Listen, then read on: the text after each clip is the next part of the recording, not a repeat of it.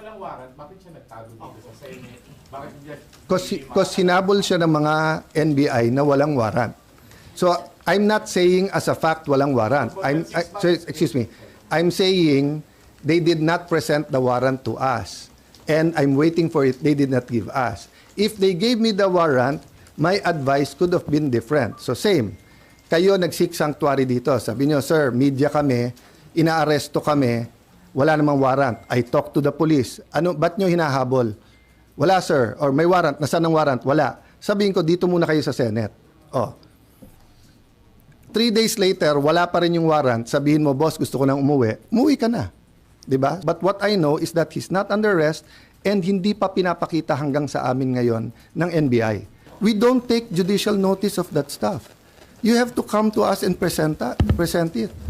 So kung meron sa internet na one of you may warrant of arrest, hindi ko na kayo papapasukin ng Senate at arestuhin ko na kayo? Hindi ba dapat pumunta dito yung police na dala tapos sinabi? Oo. At ano bang paulit-ulit ko sinasabi sa lahat? Di ba? It has to be a Philippine warrant. So if there's a warrant for any of you here na kung saan-saan etc. at walang nagpapakita sa akin, hindi ko rin papayagan na arestuhin kayo sa loob ng Senado. It's just that simple. Good day po sa lahat. Si Fiscal EJ po ito. Senate President Alan Peter Cayetano is making several bold claims kung bakit hinarang ng Senate leadership ang pag-aresto kay Senator Bato.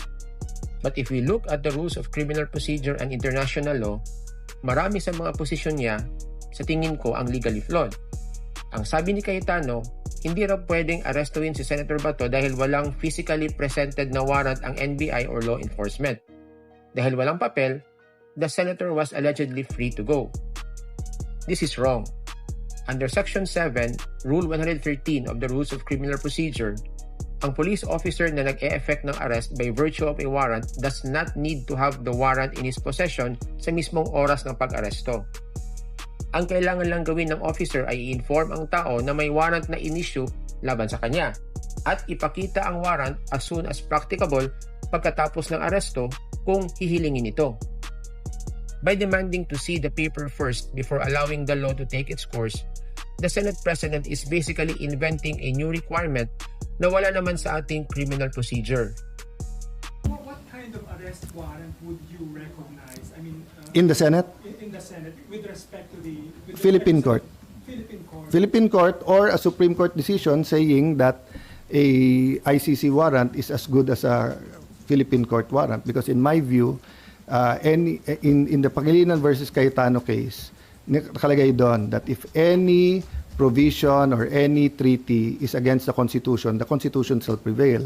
And the Philippine Constitution said that the only valid warrant is a warrant of arrest from a Philippine judge. Sir, pero what if enforced po yung ICC warrant idaan sa Philippine Court under Article 59 po ng Rome Statute? Will the Senate honor that? Of course, because the Philippine court will be the one to issue the warrant. But technically, the Philippine Court would not issue the warrant but will force through the warrant from the ICC to the Philippine. That's the same. I understand what you... Yes, because then it will be a Philippine court. Diba? So the example I gave, I forgot na, no? If I had a twin, Peter Alan Cayetano, may ICC warrant, ang hinuli, si Alan Peter Cayetano. Sa Hague na ako magpapaliwanag na, hoy, ako si Alan Peter, ang hinuhuli nyo si Peter Alan. Kaya nga sa Philippine court muna. Para if I have any defenses, doon muna. So nung bata ako, may kasabihan na hindi pwede yung sa presinto ka lang magpaliwanag. Diba? Dapat merong kang warrant or you're committing the act, nahuli ka in flagrante delicto or while committing it. Diba? Pero yung sabihin lang ng, uy, kamukha mo yung pumatay last week. Alika nga dito sa presinto ka. Hindi pwede yon. Kaya nga hindi rin pwedeng sa Hague ka na lang magpaliwanag. Ang sabi ni Cayetano, Philippine warrant lang daw ang i-recognize ng Senado, effectively ignoring the ICC warrant. Dapat daw dumaan muna sa Philippine Court ang ICC warrant bago ito i-recognize ng Senado. Ginagamit niyang justification ng Article 59 ng Rome Statute para sabihing may judicial review dapat sa local courts. Pero hindi yan ang nakasaad sa Article 59 mismo na parati nilang ini-invoke. Under Article 59, ito ang tamang sequence. Step number 1. the state must immediately take steps to arrest the person upon request. And step number 2, saka lang dadalhin ang tao sa local court para i-verify ang identity at i-ensure na ang rights niya ay nirespeto. Gusto ni Cayetano na baliktarin ang proseso. He wants a local court to validate the warrant bago pa ang aresto. Now, this creates a legal stalemate where the court cannot review the arrest because the Senate is blocking the arrest of Bato from happening in the first place. Yung analogy ni Senator Cayetano na may kakambal yung taong aarestuhin ay hindi naman mangyayari kay Senator Bato. Una, wala namang kakambal si Senator Bato, at pangalawa, very identifiable si Senator Bato as a senator at bilang dating PNP chief. But as far as I'm concerned, hindi na po applicable ang Article 59 for the simple reason that we are no longer a state party to the Rome Statute.